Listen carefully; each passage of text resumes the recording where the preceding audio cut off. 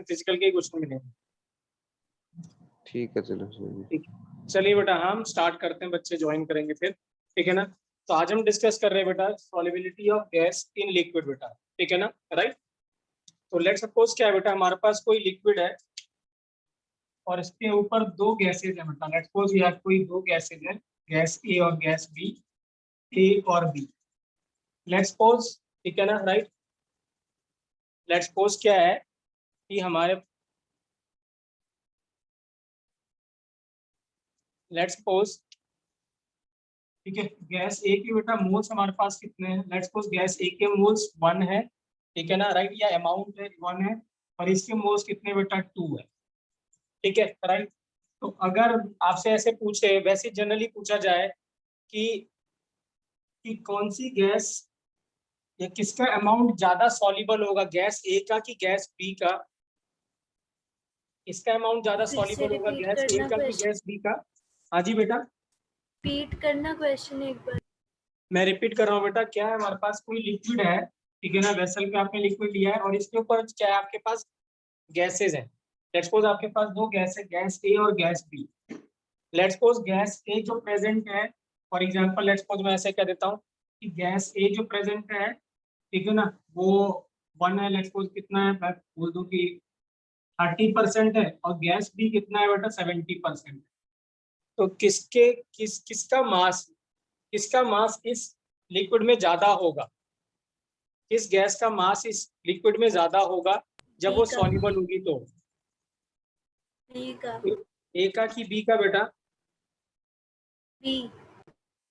ए का। क्यों ए का बेटा, वाई ए का?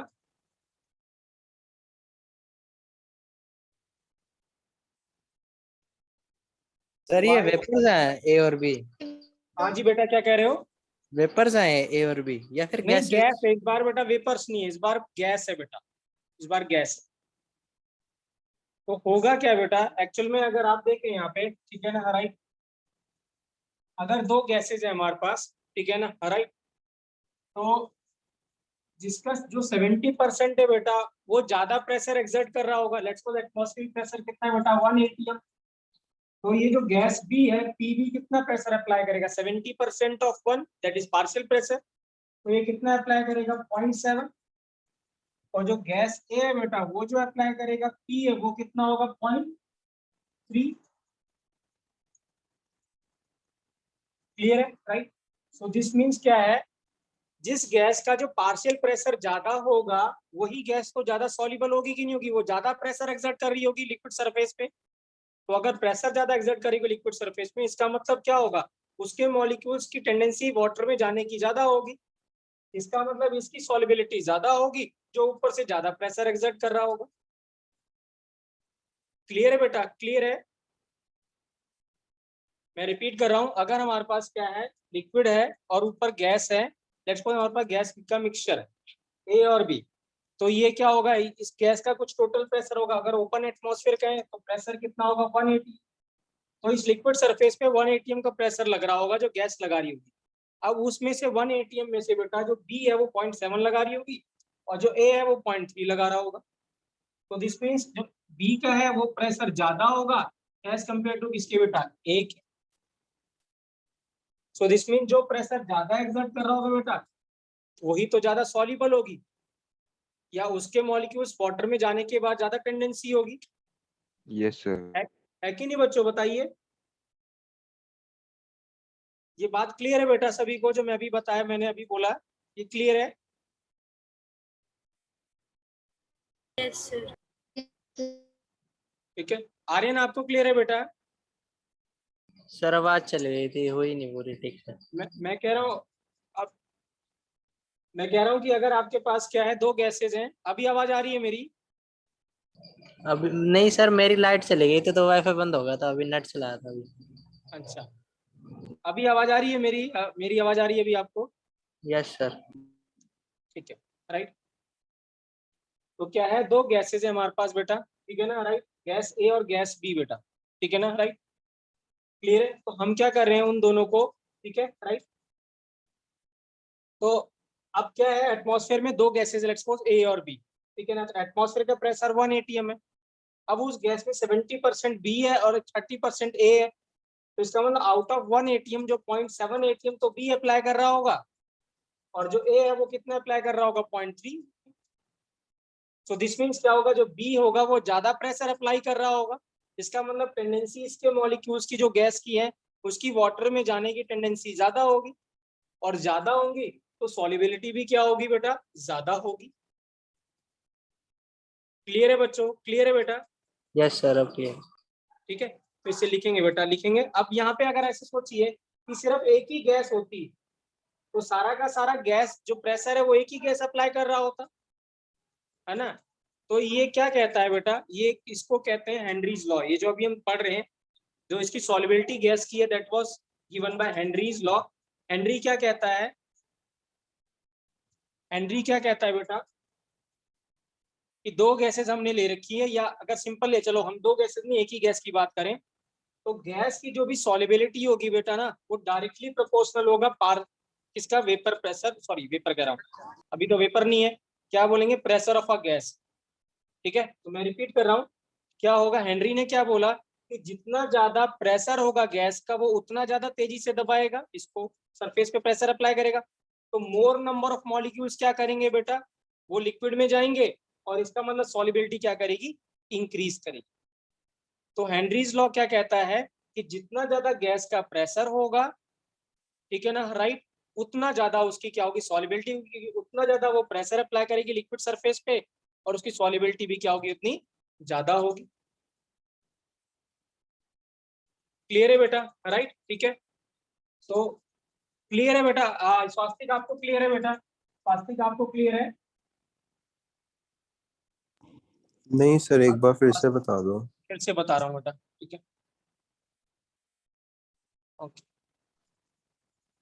देखिए क्या है, लेट्स सपोज हमारे पास क्या है, कोई लिक्विड है, ठीक है, राइट, हमारे पास कोई लिक्विड है, ठीक है ना, राइट।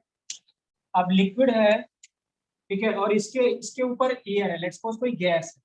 अब गैस जो है मिक्सचर है किसका बेटा, ए और बी का। Gas is a mixture of A और बी। लेट्स सपोज ए के यहाँ पे मॉलिक्यूल होंगे, ठीक है ना, तो ए अपना कुछ प्रेशर अप्लाई कर रहा होगा, और बी के कुछ मॉलिक्यूल होंगे तो वो भी कुछ प्रेशर अप्लाई कर रहे होंगे लिक्विड सरफेस पे। अब क्या है, ये ओपन एटमॉस्फेयर है, ओपन एटमॉस्फेयर मतलब जो टोटल प्रेशर है वो तो कितना अप्लाई हो रहा होगा, 1 एटीएम का। अब लेट्स सपोज ऐसे बोलें कि ए इसमें 30% प्रेजेंट है और जो बी है वो 70% प्रेजेंट है। तो मुझे बताइए, अगर मैं आपसे बोलता हूँ कि पीबी बताइए, प्रेशर अप्लाइड बाय बी कितना होगा, 70% ऑफ 1 एटीएम होगा कि नहीं होगा बेटा, पार्शियल प्रेशर होगा। तो total partial pressure is equal to total pressure into its mole fraction. तो टोटल प्रेशर कितना है बेटा, 1 एटीएम इनटू मोल फ्रैक्शन कितना होगा, 0.7। तो ये कितना अप्लाई करेगा, 0.7 एटीएम अप्लाई करेगा। सिमिलरली जो गैस बी होगी बेटा, तो ए होगा, वो कितना अप्लाई करेगी, 0.3 एटीएम अप्लाई करेगी। ठीक है, राइट। तो इसका मतलब क्या होगा, बी के जो बी है वो ज्यादा प्रेशर अप्लाई कर रहा होगा, तो जो ज्यादा प्रेशर अप्लाई कर रहा होगा इसके लिक्विड सरफेस पे, तो इसका मतलब बी के जो मॉलिक्यूल्स है गैस के, वो लिक्विड में जाने की टेंडेंसी ज्यादा होगी, because they are applying more pressure on the surface of liquid. तो जितना ज्यादा प्रेशर जो लिक्विड है वो सरफेस पे अप्लाई करेगा, सॉल्युबिलिटी उसकी उतनी ज्यादा होगी, क्योंकि more number of molecules will go transfer from gas to liquid. तो ये के लॉ क्या कहता है बेटा, हेनरी लॉ क्या कहता है, ठीक है ना, राइट, कि जो गैस की जो सॉल्युबिलिटी है बेटा, कि कितना मास गैस का उस लिक्विड में डिसॉल्व होगा, will be directly proportional to its partial pressure. या सिंगल अगर गैस है, अगर यहाँ पे ए ही एक ही गैस है, तो वो पार्शियल प्रेशर हम वर्ड नहीं बोलेंगे, हम सिर्फ क्या बोलेंगे, प्रेशर कहेंगे। तो जितना ज्यादा गैस क्या करेगी बेटा, लिक्विड सरफेस पे प्रेशर अप्लाई करेगा, टेंडेंसी लिक्विड गैस पार्टिकल्स की ज्यादा होगी जाने की किसमें, लिक्विड में, तो उसका क्या होगा, उसकी सॉल्युबिलिटी क्या होगी, ज्यादा होगी। And this is the statement, या this law is given by Henry. इसीलिए इस लॉ को क्या कहते हैं बेटा, हेनरीज लॉ कहते हैं। क्लियर है बेटा, देवांश आपको क्लियर है, स्वास्थ्य का भी क्लियर है बेटा आपको? यस सर, क्लियर है। सर आपने क्या क्या करवाया अब तक? बस अभी स्टार्ट ही किया बेटा, जब आपने ज्वाइन किया तभी मैंने स्टार्ट किया बेटा। ठीक है, ठीक है सर। ठीक है, राइट। सभी को क्लियर है बेटा, सभी को क्लियर है? Yes sir. ठीक है राइट। विभोर बेटा आवाज आ रही है मेरी? विभोर आवाज आ रही है बेटा? Yes sir. ठीक है विभोर, हम solubility of gas in liquid पढ़ रहे हैं बेटा, लास्ट टॉपिक है इस चैप्टर का, राइट। तो ये जो जो जिस पर्सन ने ये सॉलिबिलिटी ऑफ गैस बताया था इन लिक्विड बेटा, that is known as Henry बेटा, उनका नाम था हेनरी। और ये जो लॉ जो स्टेट करता है अबाउट सॉलिबिलिटी ऑफ गैस जो बताता है वो क्या होता है? हेनरीज लॉ कहते हैं इसको बेटा। ये लॉ बहुत सिंपल कहता है बेटा कि क्या होगा, जो भी गैस यहाँ पे होगी बेटा उसका जितना ज्यादा प्रेशर होगा विभोर, उसकी सॉलिबिलिटी उतनी ज्यादा होगी। क्यों? क्योंकि जितना ज्यादा प्रेशर होगा तो वो क्या करेगा, लिक्विड सरफेस पे और प्रेशर अप्लाई करेगा ज्यादा। तो जब लिक्विड सरफेस पे प्रेशर ज्यादा अप्लाई करेगा तो इसका मतलब ये जो लिक्विड मॉलिक्यूल्स होंगे, सॉरी जो गैस मॉलिक्यूल्स होंगे, इनकी टेंडेंसी लिक्विड्स में जाने की ज्यादा होगी। लेट्स सपोज हम ऊपर से दबा रहे हैं तो यहाँ पे क्या गैस है, यहाँ पे गैस मॉलिक्यूल्स है, और यहाँ पे लेट्स सपोज आप एक पिस्टन से दबा रहे हैं, तो जितना ज्यादा पिस्टन को दबाएंगे जो गैस मॉलिक्यूल्स और लिक्विड में जाते जाएंगे। इसका मतलब जितना liquid molecules gas gas molecules liquid में जाएंगे, सॉलिबिलिटी बढ़ने के चांसेस उतने ज्यादा होंगे। तो ये क्या कहता है बेटा कि सॉलिबिलिटी ऑफ जो गैस है वो डायरेक्टली प्रोपोर्शनल टू प्रेशर है उस गैस का। हाइयर द प्रेशर बेटा, जितना ज्यादा प्रेशर वो गैस अप्लाई करेगी, more gas molecule will transfer into liquid and therefore the solubility of gas क्या करेगी बेटा, इंक्रीज करेगी। क्लियर है बेटा? क्लियर है विभोर क्या कहता है ये लॉ? Right, yes sir. तो लिखेंगे बेटा इस लॉ को, लिखेंगे मास ऑफ अ गैस, लिखेंगे बेटा mass of a gas dissolved in a liquid, mass of a gas dissolved in a liquid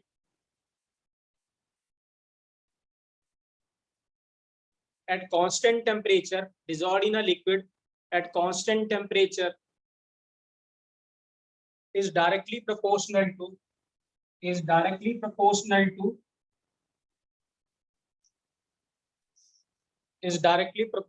to the pressure of a gas, is directly proportional to the pressure of a gas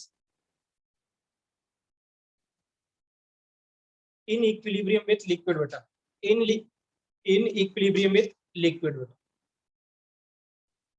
in equilibrium with liquid, ठीक है। and this is known as beta, this is known as Henry law, this is known as Henry law, Henry, this is known as Henry law, इसको क्या कहते हैं? Henry law, right. तो gas कितना pressure, gas का जितना ज्यादा बेटा प्रेशर होगा, गैस की सॉलिबिलिटी उतनी ज्यादा होगी, या उसका अमाउंट लिक्विड में उतना ज्यादा होगा। तो दिस मीन जो मास ऑफ गैस है जो लिक्विड में डिसॉल्व है बेटा, वो डायरेक्टली प्रोपोर्शनल टू क्या है, प्रेशर ऑफ अ गैस। क्या है? Pressure of a gas. तो P डायरेक्टली प्रोपोर्शनल टू क्या हो जाएगा बेटा, M directly proportional to P हो जाएगा। तो अगर प्रोपोर्शनलिटी साइन हटाते हैं तो M इज इक्वल टू क्या लिखेगा, K इंटू P, ठीक है। तो M क्या है बेटा, M is mass of a gas dissolved in a liquid बेटा, इसमें लिक्विड में डिसॉल्व, ठीक है। और जो P है बेटा, ये प्रेशर ऑफ अ गैस,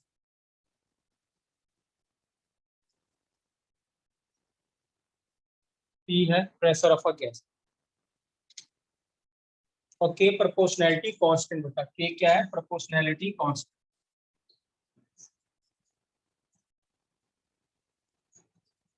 तो मास ऑफ गैस जो लिक्विड में बेटा डिसॉल्व होगी वो डायरेक्टली प्रोपोर्शनल टू क्या होगा, प्रेशर ऑफ अ गैस। जितना ज्यादा प्रेशर ऑफ अ गैस ज्यादा होगा, उसकी क्या होगा, मास उस गैस का लिक्विड में ज्यादा होगा। क्लियर है बेटा? तो जो हेनरी ने बात करी थी बेटा, हेनरी ने बात करी थी सिर्फ किसकी, लिक्विड है उसके सरफेस के ऊपर सिर्फ एक सिंगल गैस है, लेट्स सपोज सिर्फ गैस ए है। तो इसका जितना ज्यादा प्रेशर होगा बेटा, ठीक है ना, राइट, उतना ज्यादा इसका इसके अंदर क्या होगा, मास होगा, ठीक है। तो अगर आप प्रेशर बढ़ाएंगे तो इसका मास का अमाउंट भी क्या होगा, इंक्रीज करेगा लिक्विड में, राइट। यहाँ हम कहते हैं सॉलिबिलिटी भी इंक्रीज करेगा। अब क्या है, सेम टाइम में जब हेनरी ने लॉ दिया तब उसी टाइम पे डाल्टन ने एक लॉ दिया, ठीक है ना। डाल्टन ने क्या बोला कि अगर यहाँ पे दो गैसेज है, जैसे अभी हमने बात करी थी कि यहाँ पे दो गैसेज, अब इनकी जो सॉल्युबिलिटी डिपेंड करेगी बेटा, वो डिपेंड करेगी पार्शियल प्रेशर पे, क्योंकि अब दो गैस है।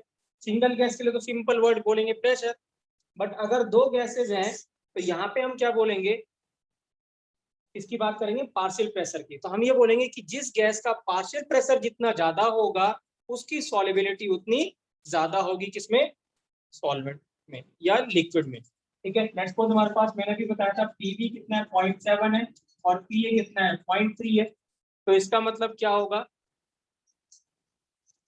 इसका मतलब क्या होगा बेटा, जो बी है, ठीक है ना, राइट, वो ज्यादा प्रेशर अप्लाई कर रहा होगा, ठीक है, राइट। तो इसका मतलब क्या होगा, बी की जो अमाउंट होगा बेटा लिक्विड में वो ज्यादा होगा एज कंपेयर टू कितना बेटा, ए।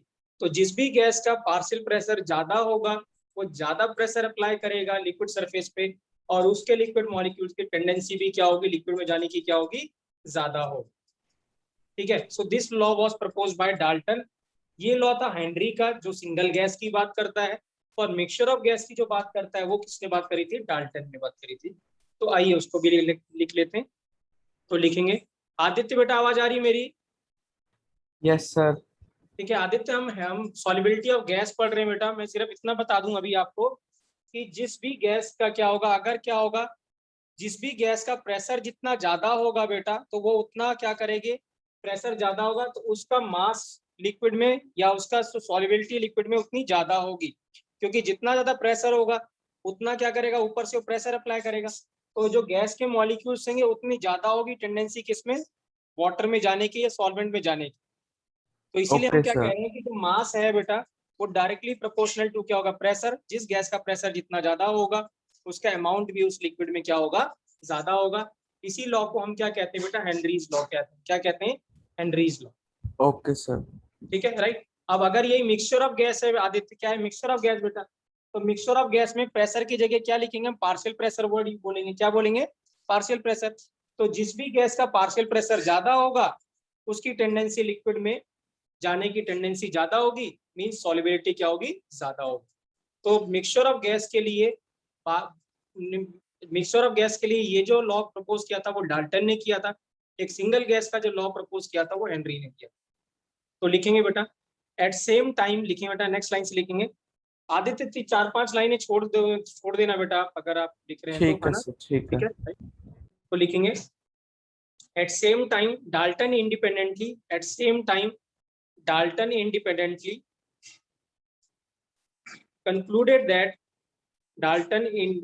concluded that if the mixture of a gas, that if a mixture of a gas is simultaneously, if a mixture of a gas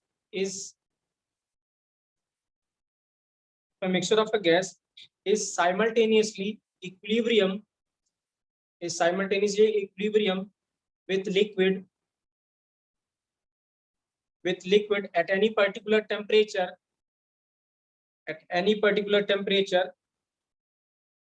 then solubility of a gas is directly proportional to partial pressure of a gas in the mixture.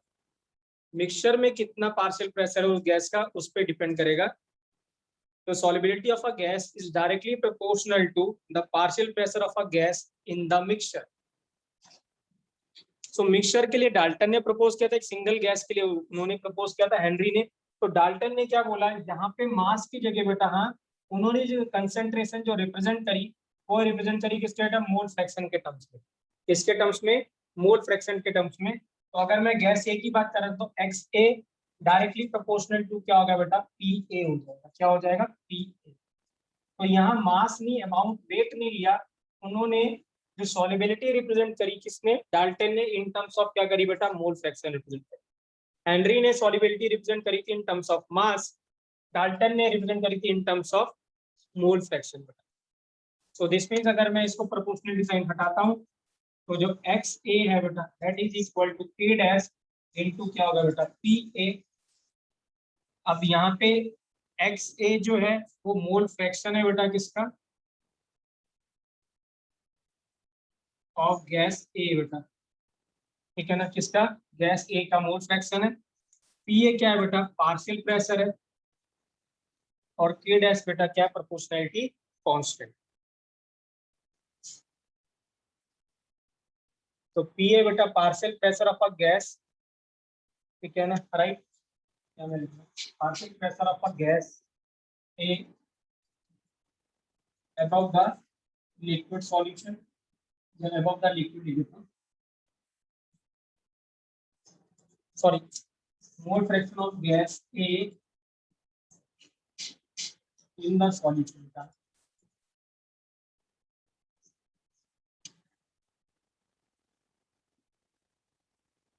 partial pressure of a gas above the solution, above the liquid solution बोल रहा हूँ, यहाँ पे liquid ही लिखो, clear है बेटा। तो XA is equal to या mole fraction is equal to K dash into क्या हो जाएगा बेटा, PA हो जाएगा, क्या हो जाएगा, PA पार्शियल प्रेशर, XA क्या है बेटा, मोल फ्रैक्शन, क्या है, मोल फ्रैक्शन, ठीक है, राइट। अब यहाँ पे देखिए क्या है, ठीक है, राइट, तो दिस मीन बेटा क्या है, K डैश, ठीक है ना, राइट, क्लियर है, ध्यान से समझिएगा बेटा, ठीक है ना, इसमें बाद में कंफ्यूजन होती है, तो आप इसको समझिएगा मैं करने क्या जा रहा हूँ, राइट, ठीक है, क्लियर है। हम क्या कर रहे हैं यहाँ पे, जो K डैश है बेटा, राइट, ठीक है, क्लियर है बेटा, राइट, K डैश को हम एक कांस्टेंट से रिप्लेस करते हैं बेटा, जिसको बोलते हैं हेनरीज कांस्टेंट KH, लेकिन हम डायरेक्ट रिप्लेस नहीं करते हैं। देखिए क्या है, हम अगर मैं K डैश को बोलता हूँ बेटा, तो K डैश होता है XA अपॉन PA बेटा, ठीक है, राइट। तो जो KH होता है, हेनरी कांस्टेंट होता है बेटा, वो होता है कितना, 1 अपॉन K डैश, 1 अपॉन क्या होता है, K डैश,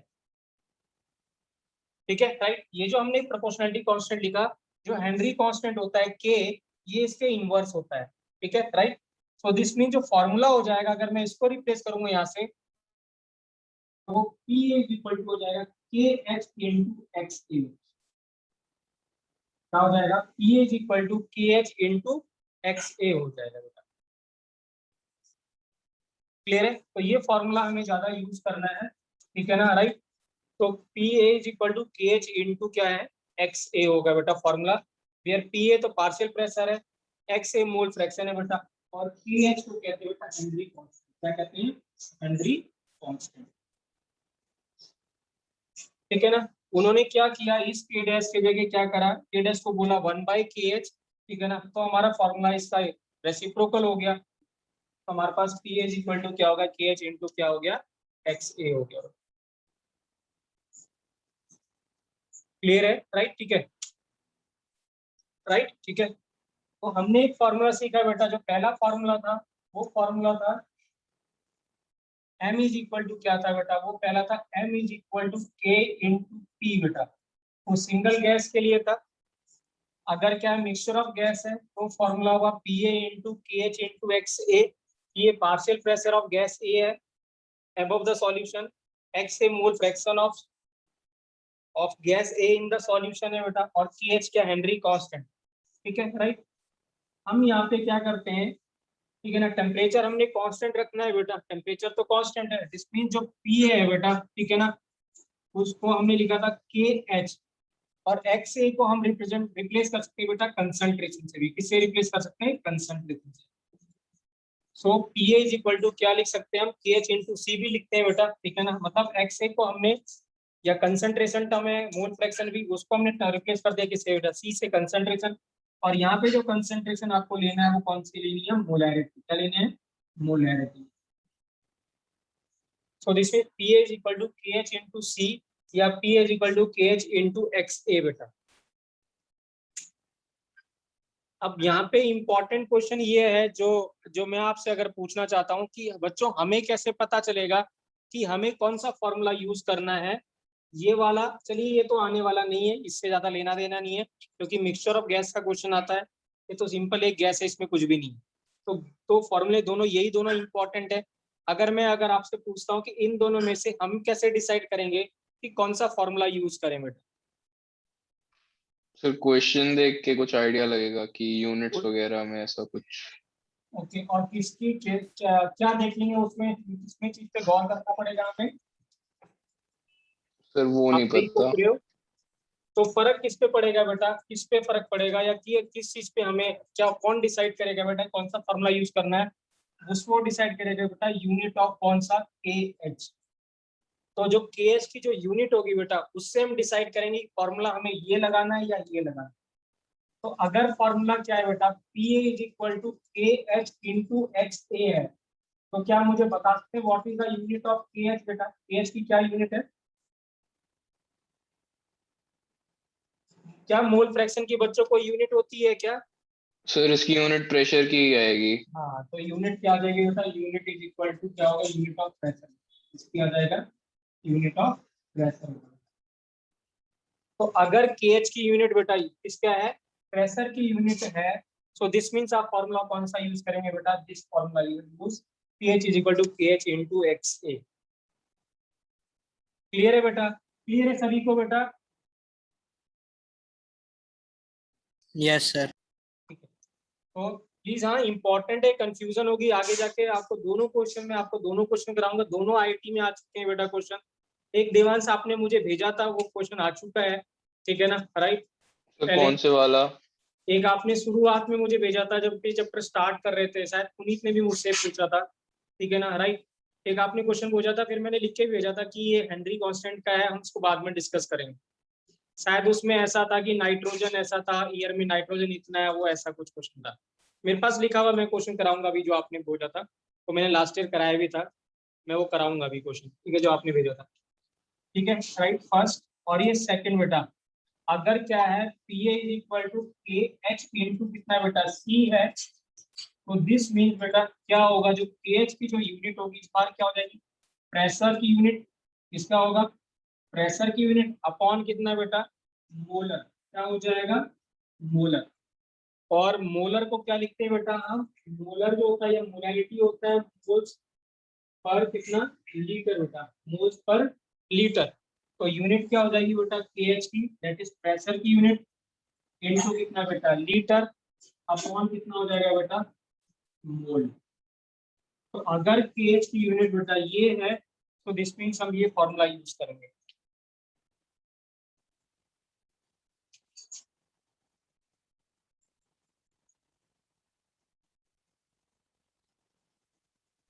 ठीक है सर।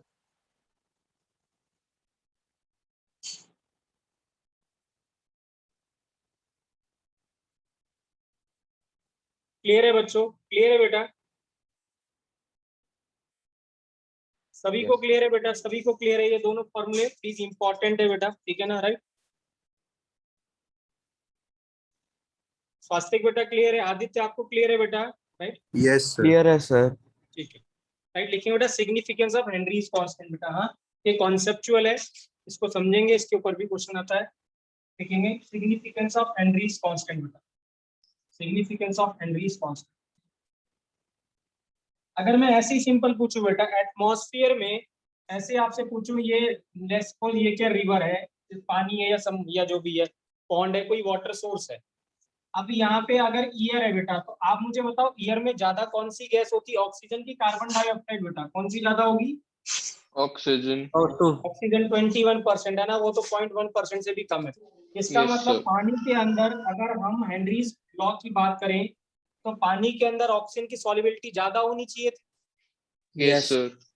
ठीक है, क्या ऐसा होता है, कौन ज्यादा सॉल्युबल होता है, O2 की CO2 बेटा, CO2। CO2। इसका मतलब क्या है, ठीक है ना, राइट। कौन गैस सॉल्युबल होगी बेटा, वो पार्शियल प्रेशर से ज्यादा किस चीज पे डिपेंड करेगी, वो डिपेंड करेगी KH पे बेटा, किस पे डिपेंड करेगी, KH पे, वेरी वेरी इंपॉर्टेंट। तो यहाँ पे जो K है बेटा, वो डिपेंड करता है नेचर ऑफ गैस पे बेटा, वेरी वेरी इंपॉर्टेंट, किस पे डिपेंड करता है, नेचर ऑफ गैस पे। तो फर्स्ट पॉइंट लिखेंगे बेटा, फर्स्ट पॉइंट लिखेंगे KH depends upon the nature of gas बेटा, KH depends upon the nature of gas. ठीक है ना, ये प्रॉपर्टी सॉल्वेंट की प्रॉपर्टी नहीं बेटा, ये प्रॉपर्टी है सॉल्यूट की, गैस की प्रॉपर्टी है। ठीक है राइट, क्लियर है ना एक्सप्लेनेशन बेटा, रीजन क्लियर है जो मैंने अभी बताया आपको, राइट। ठीक है, तो कोई जरूरी है कि किसी गैस का पार्शियल प्रेशर ज्यादा हो तो वो गैस ज्यादा सॉल्युबल हो कि नहीं, केएच डिसाइड करता है बेटा यूजुअली कि कौन गैस सॉल्युबल ज्यादा है कौन नहीं है। सर हाँ जी बेटा, कुछ एक कहना ना चाह रहे हो? सॉल्युबिलिटी से ही रिलेटेड ना एक थ्योरेटिकल सा क्वेश्चन था कि मछलियां ठंडे पानी में ढंग से सांस नहीं ले पाती, गर्म पानी में ले पाती हैं, ऐसा कुछ था। नहीं, तो आप उल्टा उल्टा बोल रहे हो बेटा, आप थोड़ा सर सा। मैं वही आपसे पूछ रहा हूँ क्या था वो। हाँ वो आंसर ये होगा बेटा, क्योंकि अभी ये सेकंड पॉइंट से आपको आंसर मिल जाएगा। हाँ सेकंड पॉइंट बता रहा हूँ तो आपको आंसर मिल जाएगा देवांश, मैं एक्सप्लेन करता हूँ ना। ठीक है मैंने सर। आपको पहले बोला है बेटा सभी को कि सारे के सारे के किस पे डिपेंड करते हैं बच्चों, किस पे डिपेंड करते हैं, टेम्परेचर पे। याद है आपको, सारे के सारे जो के हैं बच्चों यस सर। टेम्परेचर पे डिपेंड करते हैं। तो दिस मीन्स ये जो pH है बेटा, ये भी किस पे डिपेंड करेगा, टेम्परेचर पे। तो लिखेंगे value of pH depends upon temperature बेटा, value of K depends upon temperature बेटा।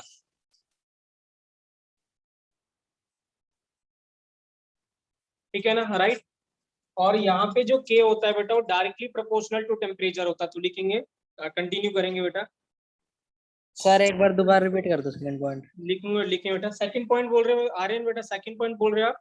Second point. लिखेंगे value of KH depends upon temperature, value of KH depends upon temperature and it increases with increase in temperature बेटा, and it increases with increase in temperature। KH की value क्या देखा गया, increase करती with increase in temperature, मतलब directly proportional to क्या है बेटा, टेम्परेचर। तो KH directly proportional to temperature है। ठीक है, देवांश में थर्ड पॉइंट लिखा दूं बेटा, फिर वो एक्सप्लेन कर रहा हूँ, वो अपने आप एक्सप्लेन हो जाएगा बेटा पॉइंट। हाँ ठीक है, यस सर। तो आप देखिए क्या है बेटा, ठीक है ना राइट। अगर हमने लिखा था P A is equal to K H into X से बेटा, ये लिखा था। ठीक है राइट, तो P A is equal to upon कितना बेटा, X A is equal to K H हो गया बेटा। ठीक है राइट, यस सर। ठीक है। अब कोई गैस कांस्टेंट है यहाँ पे, जिसका मतलब क्या होगा, अमाउंट कांस्टेंट है तो पार्शियल प्रेशर तो कांस्टेंट हो गया कि नहीं हो गया, बताइए। ठीक है, यस सर। तो दिस मीन्स अगर एटमॉस्फेयर में ऑक्सीजन या नाइट्रोजन 71% या ऑक्सीजन है तो उनका अमाउंट तो कांस्टेंट है, इसमें उनका पार्शियल प्रेशर भी कांस्टेंट है। इसका मतलब क्या है, जो pH है वो इनवर्सली प्रोपोर्शनल टू x से हो गया, ये लिख सकते हैं बच्चों। Yes sir. तो अगर आप टेम्परेचर इंक्रीज करते हैं तो KH क्या करेगा बच्चों, इंक्रीज करेगा, और KH इंक्रीज करेगा तो x से क्या करेगा बताइए, डिक्रीज। x से डिक्रीज करा, और x से क्या बेटा, सॉल्युबिलिटी है कि नहीं है, यस सर। तो सॉल्युबिलिटी क्या करी, डिक्रीज करी। आ गया सर समझ में अब। ठीक है राइट, क्लियर है। तो प्लीज देखेंगे थर्ड पॉइंट, ये पॉइंट क्लियर है बेटा सभी को, सबसे पूछ रहा हूं मैं, क्लियर है ये, खुशी बेटा क्लियर है ये, क्या लिखा था हमने, P is equal to K H into X है बेटा, तो P upon X is equal to K H. तो क्या होगा, अगर कोई गैस एटमॉस्फेयर में, लेट्स सपोज एटमॉस्फेयर में ऑक्सीजन 21% है, नाइट्रोजन 78% है, तो इनका अगर परसेंटेज फिक्स है तो दिस मीन पार्शियल प्रेशर भी फिक्स है। तो पीए या पीबी तो कांस्टेंट हो गया, तो इसका ना PH direct inversely proportional to क्या है बेटा, एक्स से। अब हमने बोला कि जब हम टेम्परेचर इंक्रीज करेंगे तो पीएच इंक्रीज करेगा, और अगर पीएच इंक्रीज करेगा तो एक्स से डिक्रीज करेगा बेटा, और एक्स से क्या है बेटा, सॉल्युबिलिटी। इसका मतलब याद रखेंगे, अगर केएच ज्यादा है किसी भी गैस का तो उसकी सॉल्युबिलिटी बेटा हमेशा कम होती है, वेरी वेरी इंपॉर्टेंट। तो इसे लिखेंगे, लिखेंगे higher the value of KH, higher the value of KH, higher the value of KH of any gas, lesser will be its solubility, lesser will be its solubility, lesser will be its solubility, lesser will be its solubility at same partial pressure, lesser will be its solubility at same partial pressure। Clear है, ठीक है right.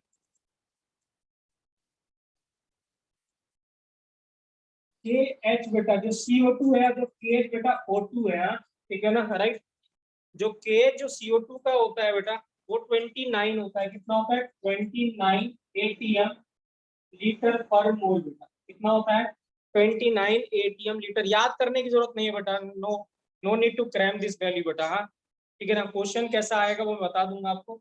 तो KH कितना होगा बेटा? KH होता है CO2 का 29 ATM लीटर पर मोल, और जो O2 होता है वो 769 ATM लीटर पर मोल होता है। ठीक है, right.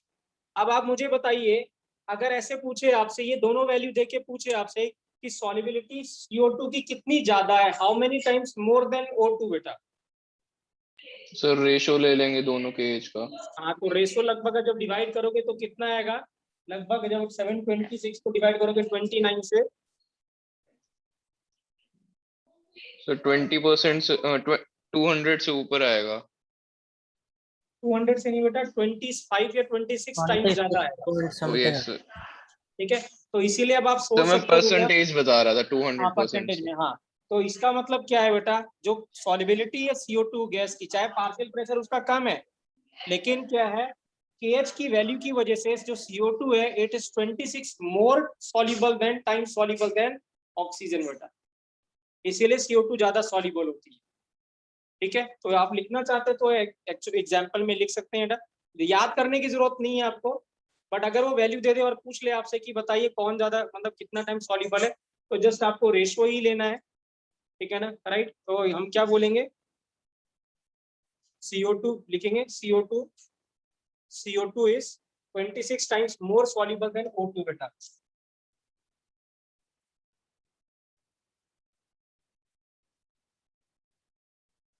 CO2 is more soluble than, CO2 is 26 times more soluble than O2 बेटा। क्लियर है बेटा, राइट। ठीक है, लास्ट पॉइंट लिख लेंगे बेटा, जो सॉल्युबिलिटी है बेटा, solubility of gas inversely proportional to क्या है बेटा? KH की वैल्यू बेटा। तो हमने अभी बोला solubility of gas inversely proportional to क्या है बेटा? KH।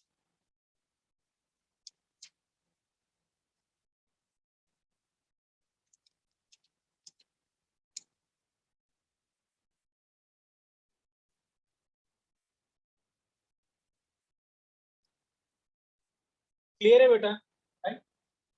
ठीक है, कोई डाउट बेटा? कोई डाउट? मेरे एक दो लाइन छोड़ देंगे बेटा, हाँ मैं आपको नोट्स में भेज दूंगा, वो आप लिख देना। राइट, मैं चाहता हूँ कि हम जो भी हमारे पास टाइम है हम इसका क्वेश्चन कर लें। ठीक है ना, राइट। क्लियर है। तो एक तो बात ये है बेटा, ठीक है ना, राइट, आप यहाँ पे लिख सकते हैं लिमिटेशंस ऑफ, दो लाइनें छोड़ देना, लिमिटेशंस ऑफ हेनरीज लॉ बेटा। लिमिटेशन हेनरी लॉ की ये है बेटा कि ये लॉ सिर्फ है इक्विलिब्रियम पे एप्लीकेबल है। किस पे एप्लीकेबल है? इक्विलिब्रियम पे। ठीक है ना, वर्क्स वेल, हाँ अच्छा काम ये हेनरी लॉ तब करता है जब क्या होता है, टेम्परेचर क्या होता है? लो होता है, और रिएक्ट जो गैसेज होती है बेटा वो नॉन रिएक्टिंग होती है। तो ये तब बहुत अच्छे से काम करता है, मतलब एग्जैक्ट वैल्यू देता है जब क्या होता है। पहला तो एक तो लिमिटेशन ये है, अगर आप लिखना चाहे तो लिख लेंगे फटाफट, क्या है? It works at only at equilibrium, या एप्लीकेबल ओनली एट इक्विलिब्रियम बेटा। Second, works well when temperature is low बेटा। हाई टेम्परेचर पे काम नहीं करता क्योंकि हाई टेम्परेचर सॉल्युबिलिटी डिक्रीज कर जाएगी। थर्ड, वर्क्स वेल और non reacting gases.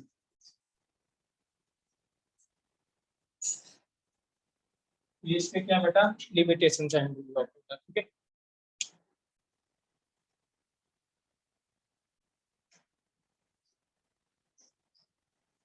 Non reacting का मतलब बेटा कि डिसोसिएट एसोसिएट कम करेगा, जितना डिसोसिएट एसोसिएट कम करेगा उतना अच्छा रिजल्ट देता है बेटा ये लॉ। ठीक है, राइट। सर फर्स्ट पॉइंट का फर्स्ट वर्ड क्या लिखा हुआ है? इट वर्क्स वेल, या ऐसे लिख देंगे हम, it only works at equilibrium बेटा, या इट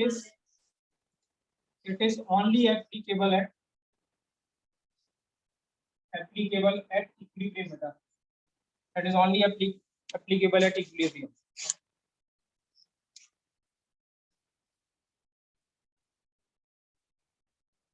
क्या ऐसा कह सकते हैं बेटा कि जो हेनरी लॉ है it is a special case of routes law? क्या ऐसा कह सकते हैं हम बच्चों? क्या हेनरी लॉ एक स्पेशल केस है राउट्स लॉ का? क्या हम ऐसे कह सकते हैं? देखिए क्या था, अगर राउट्स लॉ क्या था बेटा, P A is equal to P nought A into X A, बेटा यही था, ठीक है, यस सर। ये राउट्स लॉ था। और अगर मैं हेनरीज लॉ लिखता हूँ बच्चों तो क्या लिखता हूँ, P A is equal to कितना, के एच इंटू एक्स ए। और ये वाली वैल्यू भी कांस्टेंट थी कि नहीं थी बताइए? Yes sir. प्योर सॉल्वेंट का जो वेपर प्रेशर था वो कांस्टेंट था। और ये केएच भी वैल्यू क्या है बेटा, कांस्टेंट है, ठीक है। ये भी पार्शियल प्रेशर है, ये भी पार्शियल प्रेशर है, ये भी मोल फ्रैक्शन है, और ये भी मोल फ्रैक्शन है एक, ठीक है। तो हम ऐसे कह सकते हैं बेटा, याद रखना इस बात को, क्वेश्चन आ सकता है एमसीक्यू में कॉन्सेप्चुअल, कि क्या हेनरी लॉ एक स्पेशल केस है इसका, राउस लॉ का? तो आंसर इज यस बेटा। तो इसे लिख लेंगे, लिखेंगे। और बोर्ड में आता है, बोर्ड में आ सकता है, बोर्ड में आएगा कि प्रूव, बोर्ड में ऐसा क्वेश्चन आएगा कि explain how Rouse law is a special case of Henry law. ये हाँ जी बेटा बोलिए पुनीत, क्या कह रहे हो? लिखेंगे, क्वेश्चन लिख लेंगे, चाहे क्वेश्चन के फॉर्म में लिख लेंगे, explain how Rouse law is a special case of Henry's law. Rouse law is a special case of Henry's law. उल्टा नहीं बोल दिया सर? वो उल्टा बोले या वो बोले बेटा? अब राउस लॉ सिर्फ वेपर प्रेशर के लिए है कि नहीं बेटा? ये सिर्फ गैस के लिए, तो वेपर्स आर आल्सो गैस, है कि नहीं? सही बात, ठीक है। राइट, तो ये ज्यादा अप्रोप्रिएट है बेटा, ठीक है। Explain how Rouse law is a special case of Henry's law, ठीक है। तो आप ये दोनों लिख लेंगे बेटा, ये दोनों लॉ लिख लेंगे, हेनरीज लॉ और Rouse law.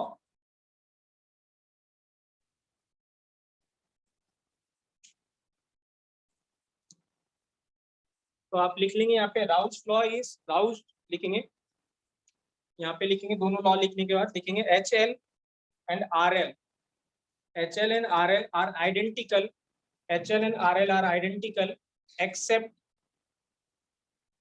Accept the proportionality constant बेटा, एक्सेप्ट द प्रोपोर्शनैलिटी कांस्टेंट।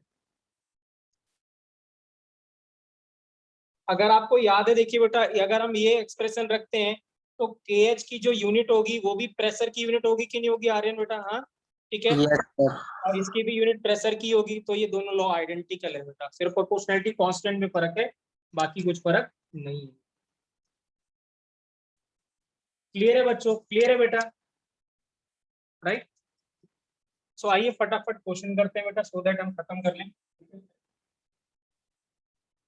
हो गया सर आज ये? ये लास्ट टॉपिक है सॉल्यूशंस हाँ का? जी बेटा, लास्ट टॉपिक है, कुछ एडवांस का टॉपिक जरूर है बेटा, जिसमें हमें एक तो फेज डायग्राम डिस्कस करना था, और एक डिस्कस करना था vapour vapour liquid equilibrium graph बेटा, ठीक है ना? राइट, तो हम किसी दिन और सेपरेट दिन करेंगे, सो दैट क्योंकि आपका एग्जाम में बहुत सारे बच्चों का इलेक्ट्रोकेमिस्ट्री का, ठीक है ना, स्कूल में भी आ रहा है या ऐसे भी आ रहा है, तो हम पहले इलेक्ट्रोकेमिस्ट्री स्टार्ट करेंगे बेटा कल, ठीक है। सर राइट, तो फेज डायग्राम तो थर्मोडायनामिक्स में भी कराते हैं ना?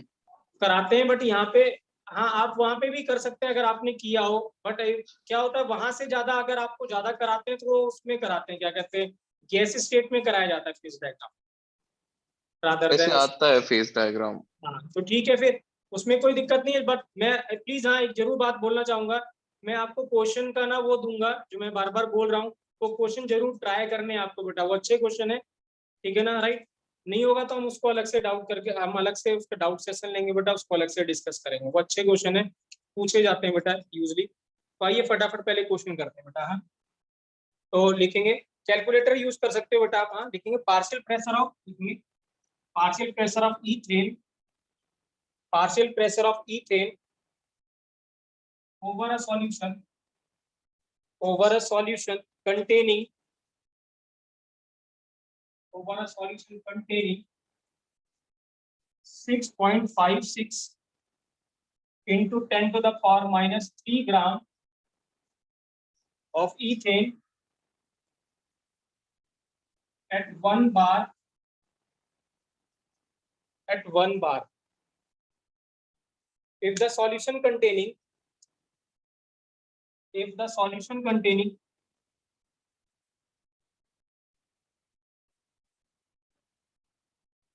if the solution containing 5 into 10 to the power minus 2 gram of ethane, then what should be the partial pressure? Then what should be its partial pressure?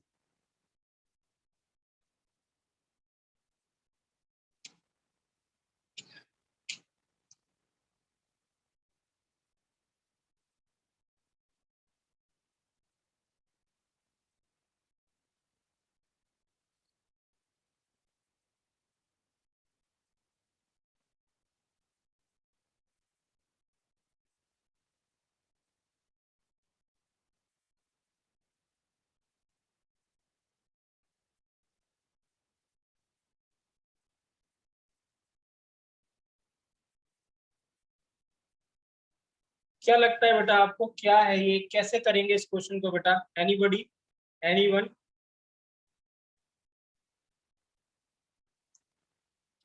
कोई सोच सकता है कैसे करेंगे? सर KH की तो वैल्यू कांस्टेंट रहेगी। हाँ, और क्या रहेगी? क्या रहेगी?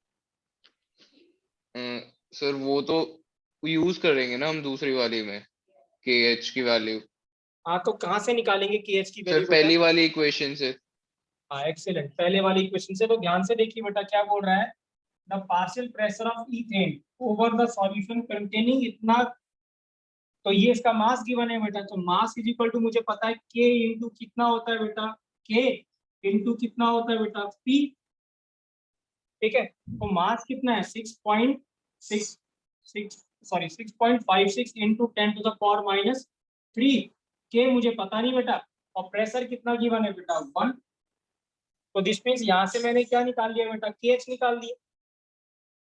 तो जो KH की वैल्यू आ गई वो क्या आ गई हमारे पास, 6.56 इंटू 10 टू द पावर कितना आ गई, -3 आ गया बेटा। और अगर KH की वैल्यू इतनी आ गई बेटा, तो हमें पार्शियल प्रेशर कैलकुलेट करना है। तो वो क्या है बेटा, वो क्या था, पार्शियल प्रेशर कैलकुलेट करना है। तो this means M is equal to कितना बेटा, KH इनटू कितना बेटा, P। आपको मास भी बने कितना, 5 into 10 to the power -2, that is KH। KH की वैल्यू हमें मिल गई है कितना, 6.56 into 10 to the power -3 into कितना बेटा, P। तो P को सॉल्व कर लेंगे, आंसर आ जाएगा। सर एक्चुअली ना आपने दूसरी लाइन में ना एट 1 बार लिखा है, तो वो क्वेश्चन की तो थोड़ी सेंस ही नहीं बन रही थी। मतलब आपको क्या है ना, जैसे वो क्या कह रहा है, partial pressure of ethane over a solution of इतना इज 1 बार, एट की जगह इज 1 बार होना चाहिए ना। Yes sir. अभी सही है, इज 1 बार होना चाहिए, एट नहीं इज 1 बार होना। क्लियर है बच्चों? मैं रिपीट कर रहा हूँ बेटा क्वेश्चन को। क्या था हमारे पास, ये था पार्शियल प्रेशर बोल रहा है, ठीक है ना, सॉल्यूशन का, इथेन का, ठीक है ना, राइट। वो कितना है, 1 बार है, जब उसका मास कितनी, सॉल्युबिलिटी कितनी, इतने ग्राम है। M is equal to K into P बेटा। तो K इज इक्वल टू कितना हो गया, ये आपको M गिवन है, K पता है, K हमें कैलकुलेट करना है इंटू 1। तो यहाँ से K आ गया या KH आ गया, जो भी आप लिखना चाहें, ठीक है ना। वैसे इसको KH बोलेंगे नहीं बेटा, KH नहीं कहते इसको, दूसरे वाले को KH कहते हैं। सो M इज इक्वल टू कितना होगा, K इंटू P बेटा। तो M हमें फिर से गिवन है, वो बोल रहा है कि अगर सॉल्युबिलिटी इतनी होगी तो पार्शियल प्रेशर क्या होगा, M is equal to this into P। यहाँ से क्या आ गया बेटा, P आ गया। तो P जब सॉल्व करेंगे बेटा, तो ये P आएगा 7.52 बार। कितना आएगा, 7.52 बार। क्लियर है बच्चों, क्लियर है बेटा, क्लियर है? Yes sir. Yes sir. चलिए यहाँ, ठीक है, मैं दूसरा क्वेश्चन लिख रहा हूँ बेटा, ठीक है, सो दैट एक दो क्वेश्चन और है। तो ये जो पुराने आ चुके हैं क्वेश्चन बेटा, ये देखिए यहाँ, ठीक है, क्या कह रहा है, मैं लिख के पढ़ देता हूँ। If N2 gas is bubbled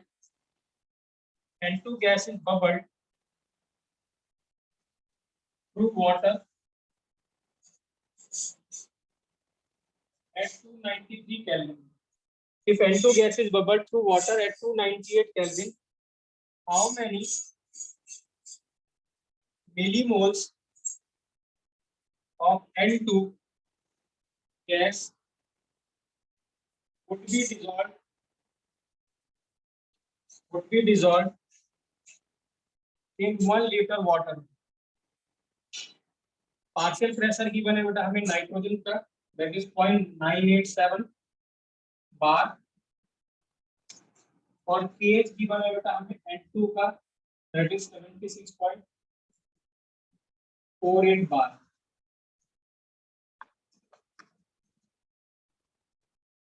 sir आपने थ्रू के बाद क्या लिखा है? थ्रू वाटर बेटा, थ्रू वाटर एट 293 केल्विन. ये आपका ही क्वेश्चन है बेटा जो आपने शायद दिया भेजा था, अगर आप देखोगे शायद ये आपके ही क्वेश्चन मुझे याद आ रहा है.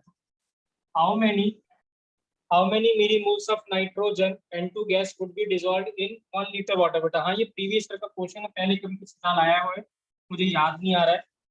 ठीक है ना, ये पुराना क्वेश्चन आया. ठीक है बेटा, ठीक है राइट. अब देखिए क्या है बेटा, हमें क्या कैलकुलेट करना, how many millimoles of nitrogen. तो हमें नाइट्रोजन के मिलीमोल्स कैलकुलेट करने हैं या मोल्स कैलकुलेट करने हैं, और मोल्स आएंगे बेटा. ठीक है ना, अगर आप देखें यहाँ पे यूनिट क्या है बच्चों, KH की बार है. इसका मतलब जो हम फॉर्मूला लगाएंगे वो कौन सा लगाएंगे बच्चों, बताएं कौन सा फॉर्मूला लगाएंगे बच्चों, मोलैरिटी वाला कि वो मोल फ्रैक्शन वाला बच्चों? सर मोल फ्रैक्शन वाला. Mole fraction. तो pressure of N2 is equal to कितना, KH इनटू कितना है बेटा, मोल फ्रैक्शन ऑफ N2. तो पार्शियल प्रेशर कितना गिवन है बेटा, 0.897 is equal to KH given है कितना, 76.4 into mole fraction of nitrogen. तो this means mole fraction of nitrogen कितना होगा, 0.987 अपॉन कितना बेटा, 76.4. जब इसको सॉल्व करेंगे बच्चों तो कितनी वैल्यू आएगी, ये आएगी 1.29 इनटू 10 टू द पावर -5. कितना है, 1.29 इनटू 10 पावर -5. ठीक है. अब मोल फ्रैक्शन आ गया तो मोल्स भी आ जाएगा. अब मोल फ्रैक्शन ऑफ बच्चों क्या होगा नाइट्रोजन का, moles of nitrogen upon moles of nitrogen plus moles of water. अब वाटर का कितना अमाउंट गिवन है बेटा, 1 लीटर. तो वाटर की डेंसिटी 1 होती है, 1 लीटर में कितना हो गया, 1 kg मतलब 1000 ग्राम. तो वाटर का वेट कितना हो गया, 1000 ग्राम. तो वाटर के जो मोल्स है बेटा वो कितने आ गए, 1000 डिवाइडेड बाय कितना, 18 दैट इज 55.5. तो वाटर के मोल्स कितने आ गए बेटा, 55 पॉइंट. आपको मोल फ्रैक्शन गिवन है तो नाइट्रोजन के मोल्स कैलकुलेट कर लेंगे. तो यहाँ पे वैल्यू क्या पुट कर दूंगा मैं, 0.987 नाइट्रोजन के मोल्स कैलकुलेट करने थे हमें अपॉन किस पर, ये था मोल फ्रैक्शन था 1.29 10 to the power -5 that is mole of nitrogen upon moles of water कितना था, 55.5. अब अगर आप यहाँ पे ध्यान से देखें बेटा ये वैल्यू बहुत ही कम है कि नहीं है, बताइए राइट. 10 टू द पावर -5 है कि नहीं है बच्चों, बताइए. 10 टू द -5 है सर. मतलब क्या होगा, मोल्स ऑफ नाइट्रोजन बहुत नेग्लेक्ट ज्यादा हो जाएंगे. बहुत ज्यादा होगा कि बहुत कम होगा बच्चों, बहुत ही कम. कम. इसका मतलब हम इसको क्या करेंगे, नेग्लेक्ट कर देंगे. और अब हम सॉल्व कर लेंगे नाइट्रोजन का moles that is 1.29 10 to the power -5 0.7 10 पर -3. क्लियर है बेटा, क्लियर है राइट. Yes sir. ठीक है. तो मिलीमोल्स जो आएगा बेटा, मिलीमोल्स क्योंकि आपके पास 10 टू द पावर -3 में आ रहा आदित्य है ना, ठीक है राइट. Yes sir. कोई डाउट सर बेटा, 10 रेज़ टू पावर -2 में आएगा ना, 1000 से मल्टीप्लाई करेंगे मिनिमम. 0.7 इंटू 10 पर -3 आ रहा है. 0.7. हाँ तो सिर्फ तो 0.7 जिसका मतलब सिर्फ 0.7 मिलीमोल्स हो जाएंगे ना. ये 0. करेक्ट आंसर है बेटा इसका 0.79 सॉरी 719.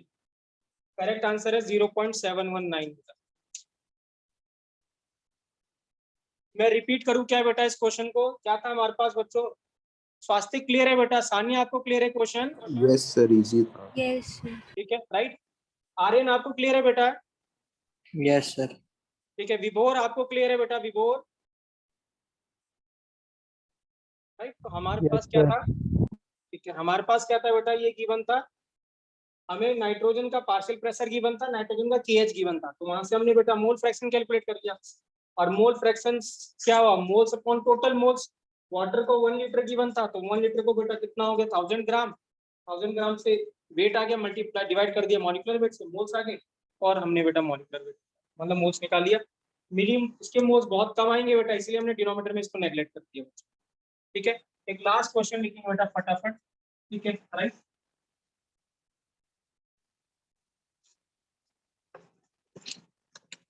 ठीक है, ये भी अच्छा क्वेश्चन है, ये भी आ चुका है पहले। लिखा हुआ था KH of N2 बेटा is 10 to the power 5 atm। KH of N2 is 10 to the power 5 atm और XA of nitrogen बेटा, XA of nitrogen in air is 0.8 बेटा। Calculate the mole fraction, sorry, calculate number of moles, calculate number of moles of N2 dissolved in 10 moles बेटा, in 10 moles of water at 298 Kelvin and 5 atm pressure।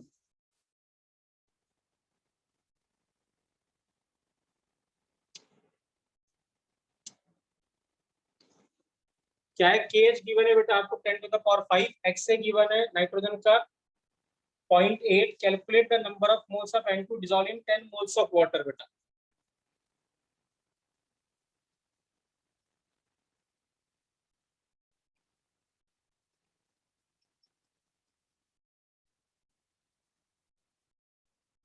Clear है बेटा, तो क्या करेंगे हम, कौन सा फॉर्मूला करेंगे, KH की यूनिट कितना बेटा, ATM है, तो PA is equal to KH into कितना बेटा, XA। ठीक है राइट,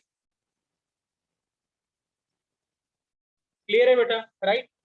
यस सर। अब मुझे ये बताइए KH क्या रखें यहाँ पे, KH क्या रखें, सॉरी KH तो गिवन है ना, KH तो 10 to the power 5 है, ठीक है ना, और इंटू कितना बेटा, मोल फ्रैक्शन कितना 0.8, तो P कितना आ गया बेटा, P आ गया 0.8 इंटू 10 to the power कितना बेटा 5, ये आ गया P। क्लियर है बच्चों राइट। Yes sir.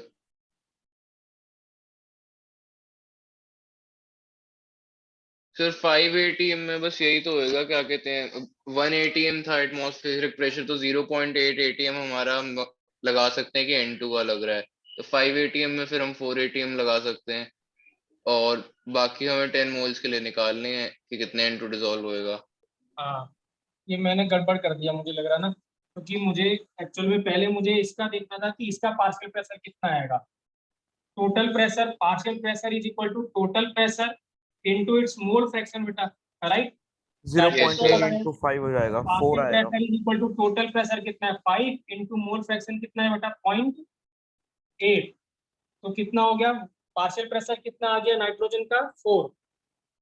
ठीक है, अब 4 इज इक्वल टू, अब पी इज इक्वल टू लगा दें KH इंटू कितना बेटा XA, यस सर, ऐसे ही कर रहे हैं। KH इंटू XA बेटा, अब ये कितना है 4 इंटू KH बेटा, और XA कितना दी, XA हमें गिवन था 0.8, तो KH की वैल्यू कितनी आ गई बेटा 4/0.8, 20 सॉरी नहीं, गलत कर रहे हैं। XA तो हमें निकालना है, ये गिवन है 10 to the power 5 बेटा, है ना। इस पार्शियल प्रेशर पे कितनी सॉल्युबिलिटी वो हमें कैलकुलेट करना था बेटा, तो ये पार्शियल प्रेशर कितना है 4 है, इसका KH कितना है, तो XA कितना आएगा 4 इंटू 10 to the power -5 आएगा बेटा, ये क्या आएगा XA। Sir 4/10 raised to power, अच्छा ठीक है, हाँ, -5। 4 into 10, 4/10 to the power 5, that is 4 into 10 -5 है बेटा। मैं रिपीट कर रहा हूँ, क्या है, थोड़ा जल्दी है बेटा क्योंकि आपका टाइम हो रहा है फिजिक्स क्लास का, इसीलिए। प्रेशर क्या था बेटा, क्वेश्चन क्या था, KH गिवन था हमें इतना, उसका मोल फ्रैक्शन गिवन था एयर में इतना है। अब टोटल प्रेशर में 5 ATM गिवन है, अब टोटल जो प्रेशर होगा बेटा एयर का वो क्या होगा, partial pressure equal total pressure into its mole fraction, so this means PA कितना हो जाएगा बेटा, PA is equal to 5 into 0.8, तो कितना हो गया 4। अब हमें क्या मिल गया बेटा, पार्शियल प्रेशर मिल गया, हमने हेनरीज लॉ लगा दिया, तो पहले हमने डाल्टन्स लॉ लगाया और पार्शियल प्रेशर, फिर हमने हेनरीज लॉ लगा दिया, PA is equal to KH into XA। P हमें मिल गया 4 बेटा, KH हमें गिवन था, XA आ गया कितना 4 इंटू 10⁻⁴ 5। अब क्या हमें मोल्स निकालने, तो मोल फ्रैक्शन आ गया बेटा, वाटर के आपको मोल्स गिवन है, तो हमें क्या मिल जाएगा बच्चों, मोल्स मिल जाएंगे, किसके किसके मिल जाएंगे मोल्स हमें, इसके, राइट। ठीक है, क्या कहते हैं, नाइट्रोजन के। कितना आ रहा था आदित्य आपका बेटा, कितना आ रहा था मोल्स, ठीक है राइट, तो आएगा कितना 4 into 10 4 to the power sir minus 4 1। into 10 raised to power -6। हाँ तो ये क्या हो जाएगा n/n+10 हो जाएगा बेटा, है कि नहीं, राइट। तो इसको आप नेगलेक्ट कर दोगे, raised to power -4 आएगा, -4। n इज इक्वल टू आएगा 4 into 10 to the power -4, ये आंसर है। क्लियर है बच्चों, क्लियर है बेटा, राइट। Yes sir. ठीक है, तो किसी को भी डाउट है तो प्लीज बेटा पूछ लेना, क्योंकि मैंने क्वेश्चन थोड़े जल्दी किए, वो करें क्योंकि मे बी किसी बच्चों को जाना है, एक दो बच्चों को क्लास लीव करनी थी। ठीक है, सान्या आर्यन बेटा क्लियर है आपको, राइट। यस सर क्लियर है। विभोर बेटा क्लियर है आपको, कोई डाउट है तो प्लीज हाँ आप दोबारा मुझसे डिस्कस कर सकते हैं, वो भी फोन करिए, कोई दिक्कत नहीं है। कल की क्लास बेटा मिस नहीं करनी है, डोंट मिस टुमारो क्लास बेटा, क्योंकि क्या है हम कल नया चैप्टर स्टार्ट कर रहे हैं बेटा, very very important chapter. So please don't miss the class. Time adjust करना होगा तो मैं कर दूंगा, बट मिस नहीं करना बेटा किसी को भी क्लास। सर कल 8:15 बजे क्लास ले लो। मैं तो चाहता हूँ सुबह ले लूँ, यस सुबह और सर, बच्चे, सुबह बढ़िया है। सुबह और बच्चे विलिंग है क्या बच्चों, बताइए, मैं सुबह लेने को तैयार हूँ बेटा क्लास। सर इस टाइम ना मेरी भी 9:30 बजे पेपर शुरू होता है, उससे पहले फ्री होता है। कल तो मेरा भी है पेपर। कल आपका भी है। अच्छा ये बताओ, जैसे अगर पेपर खत्म हो जाए, लेट्स सपोज पेपर खत्म हो जाए, तो क्या हम 8 बजे क्लास कर सकते हैं, ये बताइए आप लोग। 9:15 से बिल्कुल तो सर, मैथ्स की बिल्कुल क्लास बढ़िया होती है टाइम है, ना। 8 बजे। ठीक है। हाँ सर मेरी खुल जाए। 11:30 एग्जैक्ट मैथ्स की 11:30 से लेट ही खत्म होती है, तो मैं तो लेट हो जाऊंगा किसी ना किसी तो दिन मैं ऐसे। वही कहना चाह रहा हूँ, तो क्या हम 8 o'clock पे क्लास कर सकते हैं, 9:15 बजे छोड़ दूंगा, यस सवा सर, घंटे कर की। सर सकते कर हैं। लो कर लो, सर कोई सर बढ़िया प्रॉब्लम है। नहीं है। 1 तारीख से जिम खुल जाएंगे मेरे। तो जिम और पहले कर लो आर्यन तुम, या तो हम पहले कर ले जिम, तुम और पहले कर लो बेटा। हाँ सोता ही सर मैं 2-2:30 बजे हूँ। कोई बात नहीं, तो उसमें क्या, भाई मैं मैं भी भी करता हूँ 3:30 बजे बेटा। सोता हूँ। हाँ वो तो आप दोनों ही का लेट मैसेज आता है बेटा, मुझे याद है 2:15-3 बजे ऐसे आता है मैसेज। लेकिन ये है कि बेटा तो हम थोड़ा वो कर पाएंगे एग्जैक्टली ना, सुबह सुबह पहली क्लास रहती है, फ्रेश रहते हो आप लोग थोड़ा, और सर मुझे तो कोई प्रॉब्लम नहीं है, आप 7 बजे भी है ले ना? लोगे ना, मैं उठा होता हूँ तब भी। ठीक है आर्यन बेटा, कोशिश करो अगर हो सके बेटा तो, हाँ ठीक है, राइट। ठीक है सर, देख लूंगा एक ठीक है बार। तब देखेंगे, है ना बेटा, एक आध दिन करके देखो, एक दो दिन, तो अगर सही लगेगा तो हम वही कर लेंगे बेटा, ठीक है, राइट। आप बिलीव नहीं करेंगे बेटा, मैं आप बिलीव नहीं करेंगे, मैं सुबह 6 बजे पहली क्लास लेता हूँ बेटा, हाँ? सुबह 6 बजे, सुबह 6 बजे लेता हूँ, उसके बाद फिर एक और क्लास लेता हूँ, फिर आपकी तीसरी क्लास है इस समय। और मैं भी लेट ही सोता हूँ, अगर आप देखो, हाँ अगर आप डिस्कस करते हो कुछ होते हो तो मैं जाग ही रहा होता हूँ ज्यादातर, most of the time. Yes sir. ठीक है, राइट। तो अब मैं कर सकता हूँ तो आप भी कर सकते हो बेटा, है ना, आप तो अभी तो यंग है बेटा, है ना, ठीक है। तो अगर आप करना चाहें तो हम लोग सुबह कर सकते हैं, मैं इवन उनकी क्लास में बाद में शिफ्ट कर दूंगा, कभी कर दूंगा। बट अगर हम चाहते हैं तो हम जो सो दैट ज्यादा टाइम दे सकें, इसमें ज्यादा रश रहता है कि यहाँ जाना है, वहां जाना है, ये करना है, वो करना है, तो थोड़ा वो सर रहेगा।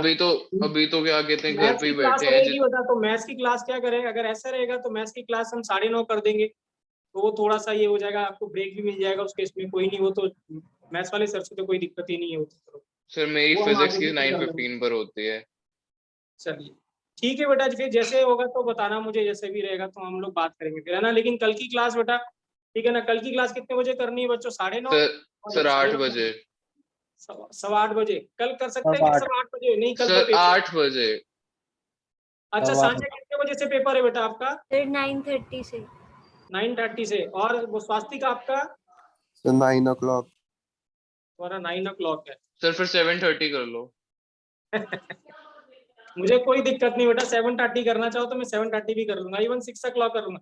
आप समझते हैं बेटा, जब मैं पढ़ने आया करता था, सुबह 5 बजे केमिस्ट्री की ट्यूशन होती थी, सुबह हुई देहरादून में, ठंड में, इतनी ठंडी पड़ती थी, सुबह 5 बजे जाना पड़ता था ट्यूशन। ठीक है, राइट। सर आप 7:30 लोगे ना, इसी बहाने उठ भी जाएंगे सारे हाँ जल्दी। ये अच्छी बात है बेटा, वो तो है ही, और क्या, कम से कम आपका एक घंटा और बढ़ेगा स्टडी में, है ना, राइट। क्या सर लगता है जल्दी आपको ले बच्चों, लो। आप लोग बताइए, क्या लगता है आपको, क्या सही है ये 7:30? सही है सर। बढ़िया है सर, बढ़िया है। No sir. सही है। खुशी आपको क्लियर है, खुशी आपको कोई दिक्कत? सर 7:30 नहीं। 7:30 नहीं है? ये जो सर कह रहे हैं 7:30 नहीं, वो कह रहे हैं 7 कर लो। कौन कह रहा है? जो ये कह रहे हैं ना 7:30 नहीं, वो चाहता है 7 करो आप। अच्छा विभोर चाहता है कि 7 o'clock हो जाए, हाँ?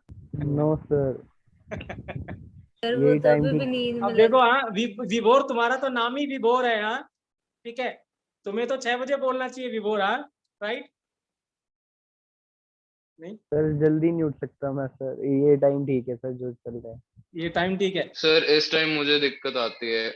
ओके। सर मुझे भी, मेरे तो को इस टाइम नींद हम आती है, फिर लेट सुबह नाइट का कर उठा लेते होता हूँ। क्लास, फिर हम लोग लेट नाइट कर लेते, 9 से 10:30 कर लेते हैं। सर उस टाइम कोई दिक्कत नहीं है। वो भी सही है उस टाइम सर। किसी को दिक्कत ना, रात में 9 से 10:30 बजे तक दिक्कत किसी को? नहीं सर ठीक है वो नो टाइम, सर ठीक है सर, वो भी रात को हाँ? ठीक है।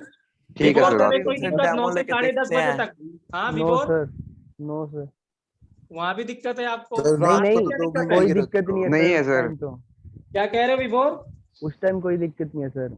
उस टाइम कोई दिक्कत नहीं है, तो रात में 9 से 10:30 किसी को कोई दिक्कत नहीं है, हाँ? सर रात को तो 2 घंटे भी लगा लो चाहे। सर एक बार डेमो लेंगे ना पहले, क्या पता, है ना? सर एक काम करते हैं, ठीक है चलो, हाँ चलो कल का डन है, कल हम रात में 9 बजे क्लास करेंगे, राइट? ठीक है, सर उल्टा कल एक बार ही हम सुबह लेके देखते हैं, अगर नहीं हुआ तो फिर रात को देखते हैं। सुबह सुबह लेंगे बेटा क्लास, सुबह लेके देखते हैं। जब हम लोग कल कितना है, थर्सडे है ना, हम सुबह लेंगे, सैटरडे को सुबह क्लास करके देखते हैं, क्योंकि सैटरडे का किसी का भी कोई पेपर ऊपर नहीं होगा मुझे लगता है, तो उस यस दिन सर। कर लेंगे, ठीक है ओके राइट? सर। कल हम 9 बजे क्लास करते हैं रात में, कोई दिक्कत किसी को भी? No sir. No sir. बढ़िया है ये, Right? बढ़िया, ठीक है। किसी को भी कोई दिक्कत नहीं ना, राइट? ठीक है। खुशी बेटा, फाइनल आपको कोई, बताओ। खुशी आपको कोई दिक्कत? सर ऑफलाइन भी 9 से 10:30 बुलाओगे? ऑफलाइन बुला लो, ऑफलाइन भी आ जाओ, मुझे कोई दिक्कत नहीं बेटा। आप बिलीव नहीं करेंगे, कभी जो बच्चे पढ़ते हैं ना, ठीक है ना, जो जाते हैं आप उनसे पूछना, सर से जो फिजिक्स पढ़ाते हैं उनसे पूछना कि वो कितने बजे क्लास अटेंड किया करते थे, ठीक है ना, राइट? हमारी क्लास, आप बिलीव नहीं करोगे, अब तो माहौल बदल गया बेटा। हम जिससे मैं और वो सर पढ़ते थे ट्यूशन, ठीक है ना, या हम जो कोचिंग लेते थे, तो पूरी रात 6-6 घंटे की क्लास होती थी। वो रात में बुलाते थे 11 बजे और सुबह 5 बजे छोड़ते थे, 6-7 घंटे। बीच बीच में ब्रेक लेना है, तो मौसम बहुत अच्छा रहता था, जैसे अक्टूबर नवंबर, देहरादून में बहुत बढ़िया मौसम हो जाता है उस समय, राइट? बट क्या होता था, जो भी आना चाहे वो, और आप बिलीव नहीं करेंगे वो किस में पढ़ाता था, पंडाल में पढ़ाता था। जैसे जो वो होता है ना, जो शादी का पंडाल होता है ना, शेड में पढ़ाते थे वो।